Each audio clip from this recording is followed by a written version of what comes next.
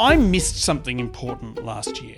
It was half an hour into the big presidential debate in June. This is a pivotal moment between President Joe Biden and former President Donald Trump. Like a lot of people, I was sitting there stunned by how badly Joe Biden was going in the debate that would ultimately end his political career. Making sure that we're able to make every single solitary person eligible for what I've been able to do with the COVID. Dealing with. I really don't know what he said at the end of that sentence. I don't think he knows what he said either. But in my silent stunnitude, I missed something weird that Donald Trump said. It was in part of the debate where he was criticising Biden's handling of the withdrawal of troops from Afghanistan. Our veterans and our soldiers can't stand this guy. They can't stand him. And then he said this about Russian President Vladimir Putin. We left American citizens behind. When Putin saw that, he said, you know what? I think we're going to go in and maybe take this was his dream. I talked to him about it, his dream. This was his dream. I talked to him about his dream. What an interesting thing to say. What exactly was this dream? This is Vladimir Putin's dream. This is a dream come true for him. Which was the Putin's dream? I've got a pretty good idea of what Putin's dream is, and this is the best part of it. Of the war. You're not in a good position. You don't have the cards right now. A US president humiliating the leader of Ukraine and blaming him for starting the invasion of his own country. You should have never started it. You could have made a deal. Since he took office, Donald Trump has done a lot of things that Vladimir Putin would like. He has diverted almost all US foreign policy attention to countries in America's immediate vicinity, targeting them for tariffs and threatening to claim control of Greenland, the Panama Canal, and Canada. He has abandoned Ukraine and said if allies don't spend enough on defence, he will encourage Russia to attack them. No, I would not protect you. In fact, I would encourage them to do whatever the hell they want. You got to pay. You got to pay your bills. These decisions make absolutely no sense if you look at them from the point of view of traditional US foreign policy. But that's not what this is. This isn't traditional US foreign policy. This is Putin's dream. So what comes next in the Russian president's fantasy? I'm Matt Bevan, and this is If You're Listening.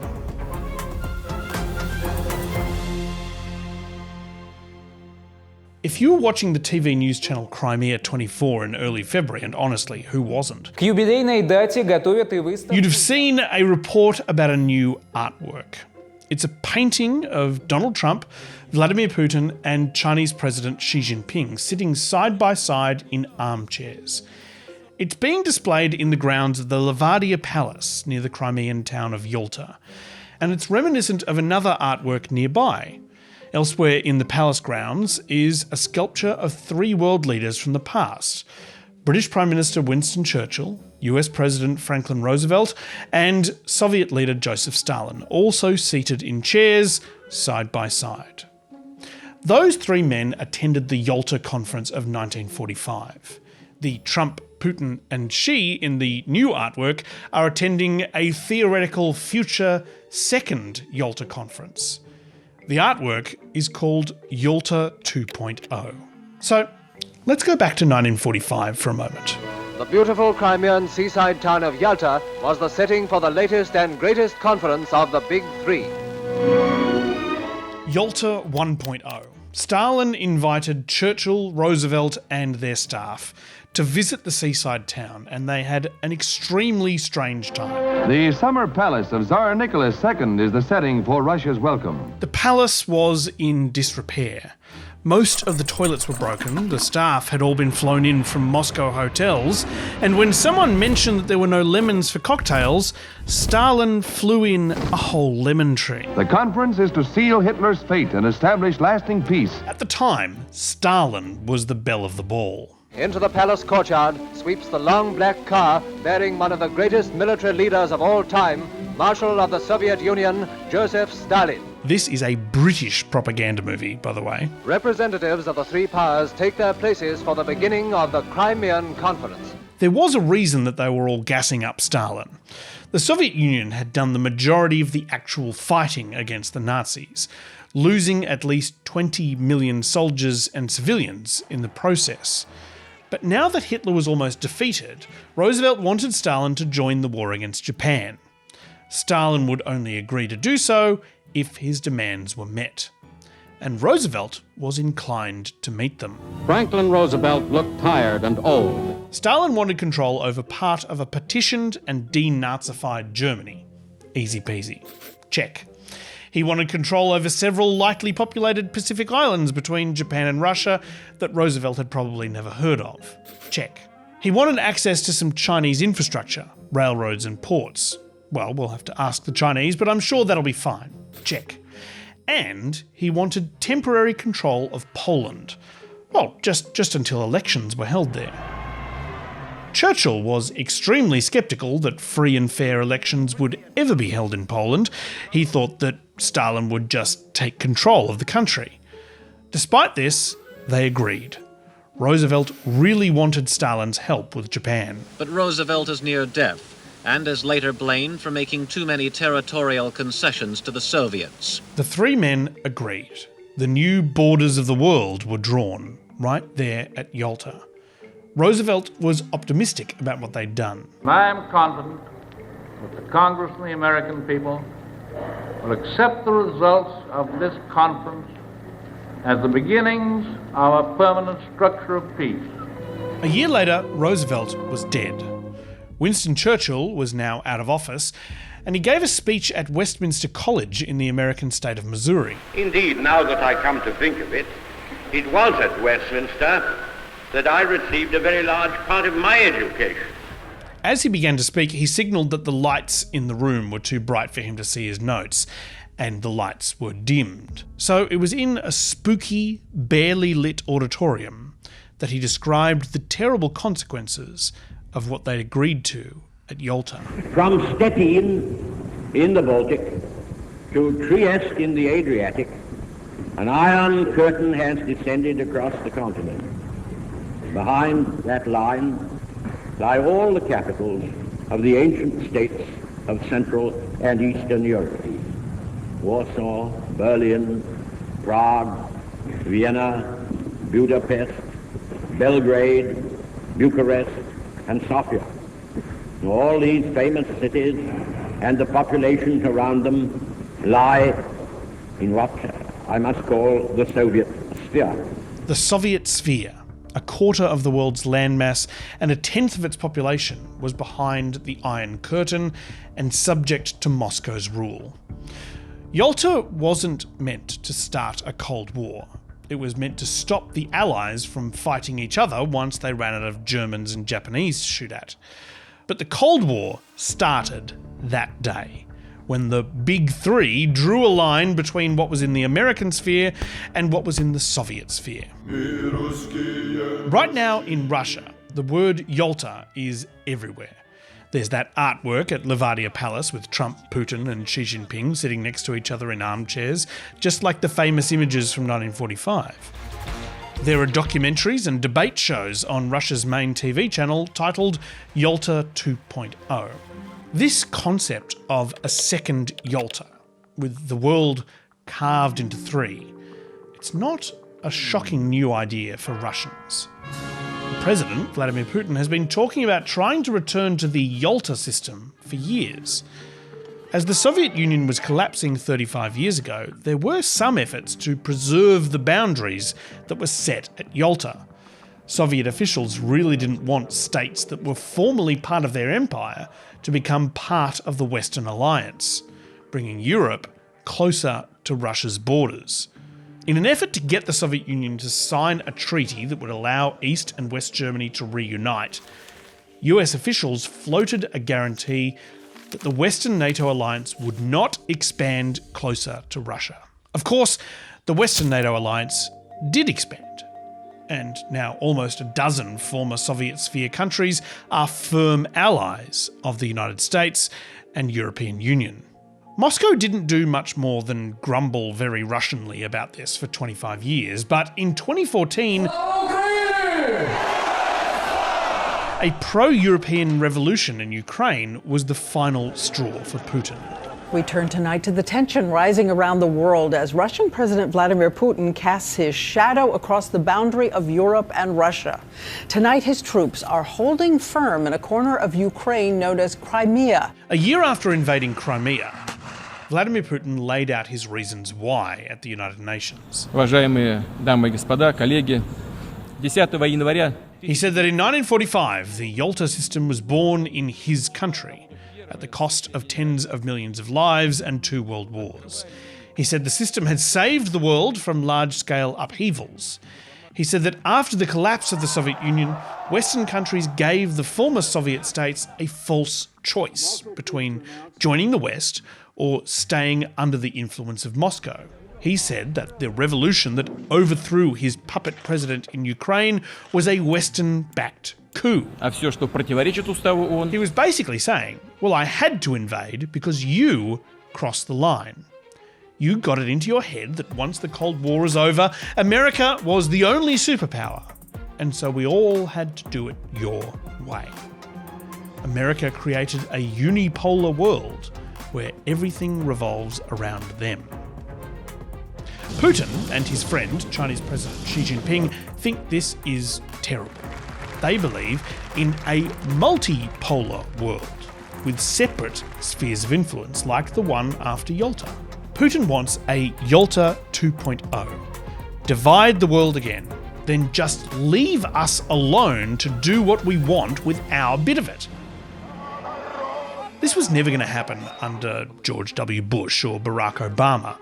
But after Donald Trump became president in 2017, a window opened, as Putin critic and former world chess champion Garry Kasparov explained at the time. I think Putin had a dream of doing it in Yalta. And imagine how easy it is to sell to Donald Trump. In Yalta, Putin will be like Stalin, you will be like FDR. Grand bargain. Putin's dream. A grand bargain. The art of the deal. Dividing the world. Who cares about all this? Estonia, Latvia, Bulgaria. We're here big guys making big deals. We decide the future of the world. Can you sell it to Trump? Something tells me you can. So, is Kasparov right? Donald Trump arrived in Helsinki for a summit with no agenda. It was 2018, and Donald Trump had spent a few days in Belgium antagonising America's friends. These days, it's hard to tell who he regards as friend or foe. I think the European Union is a foe, what they do to us in trade. Now, you wouldn't think of the European Union, but they're a foe. Then he flew onwards to meet with America's traditional foe, Vladimir Putin. The presidential palace in Helsinki, Finland, is in much better condition than the one at Yalta in 1945. Well, at least the toilets work. The two men will have time alone with just interpreters before being joined by senior advisors. For years afterwards, what they talked about in their 2-hour private meeting was a massive mystery. While Trump never talked to anyone about what happened during that meeting, the translator briefed Trump's aides, who then all wrote books about it once he was out of office. And according to those books, Vladimir Putin started talking and then basically didn't shut up for 2 hours, speaking for 90% of the time that the two men were together. He was going on about history and Ukraine and NATO expansion and all the stuff that he loves going on about. I personally wouldn't have been able to stand it. A few years ago, Putin wrote an article basically outlining all the reasons that he does what he does, and I forced myself to read all 7,000 words and... It's so long and boring and wrong. But Trump listened. Remember a few episodes ago we talked about how Trump groups people into people he respects and people he doesn't respect? Do you respect Putin? I do respect him. Do you? Why? Well, I respect a lot of people. Most of the people Trump respects are either billionaires or nuclear-armed world leaders, especially nuclear-armed authoritarian world leaders. In 2020, he told journalist Bob Woodward, "It's funny, the relationships I have, the tougher and meaner they are, the better I get along with them. You'll explain that to me someday, okay? But maybe it's not a bad thing. The easy ones are the ones I maybe don't like as much or don't get along with as much." Putin and Trump have spoken fairly frequently since that discussion in Helsinki. Bob Woodward reported that they had potentially had as many as 7 phone calls during Joe Biden's time in the White House. And it seems like during those conversations, Putin has convinced Trump that a new Yalta is the right move. A big part of the problem was Russia for many, many years, long before Putin said you could never have NATO involved with Ukraine. Now, they've said that. That's been like written in stone. Putin could not have said it better himself. For what it's worth, it wasn't written in stone. It was a deal floated with the Soviet Union, which no longer exists. Somewhere along the line, Biden said, no, they should be able to join NATO. Well, then Russia has somebody right on their doorstep, and I could understand their feeling about that. He also seems to understand Russia's feeling that it was Ukraine's fault that the war started. You should have never started it. You could have made a deal.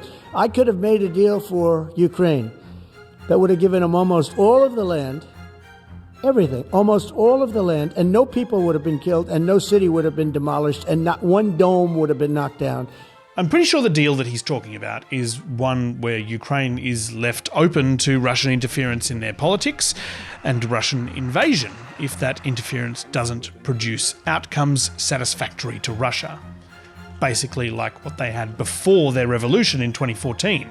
That's fair enough in Trump's eyes, because Ukraine will be in Russia's sphere, following a nice chat with Putin, possibly at a palace in Yalta with a working, preferably gold, toilet.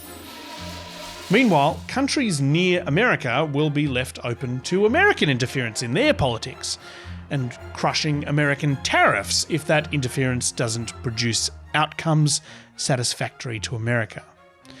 It sounds a bit insane, but also it's exactly what Trump has been talking about ever since he won the election. He is obsessed with controlling nearby countries. I think Canada is going to be a very serious contender to be our 51st state. We need Greenland for national security and even international security. We didn't give it to China. We gave it to Panama, and we're taking it back. In fact, Putin's dream kind of explains most decisions that Trump has made since coming into office. His decision to directly negotiate with Russia over the war in Ukraine without inviting the Ukrainians. I'm finding it more difficult, frankly, to deal with Ukraine. And they don't have the cards. His decision to ambush and humiliate the Ukrainian president. Your country is in big trouble. I know. You're not winning. You're not winning this. You have a damn good chance of coming out okay because of us. Mr. President. His decision to cut off US financial aid to developing countries, which he claims aren't America's problem. In the African nation of Lesotho, which nobody has ever heard of. And his decision to implement tariffs aimed at making the United States self-sufficient, even if it makes the United States poorer. In this new multipolar world order, Trump is doubling down on his patch and leaving Putin to his. Trump and Putin aren't building an alliance. Roosevelt and Stalin didn't build an alliance at Yalta. They're changing the world order of the last 35 years. The US is giving up its role as the world's only true global superpower. Trump is focusing on America's neighbourhood, and he seems to be handing Putin and Xi Jinping a knife and telling them to cut the rest of the cake however they like. What does this mean for countries like Ukraine or Taiwan, who staked their democracies on this unipolar world order and the American protection it offered? And what about us? Whose sphere do we fall in Australia? And Yalta, the first one, the last time that we had a multipolar world, it led to a nuclear arms race. What would a shift like this mean for global security? I'm sure Trump's thought of all this, though, and has a good plan for dealing with it. Now, I think it's time I poured a glass of vodka and got myself Yalted.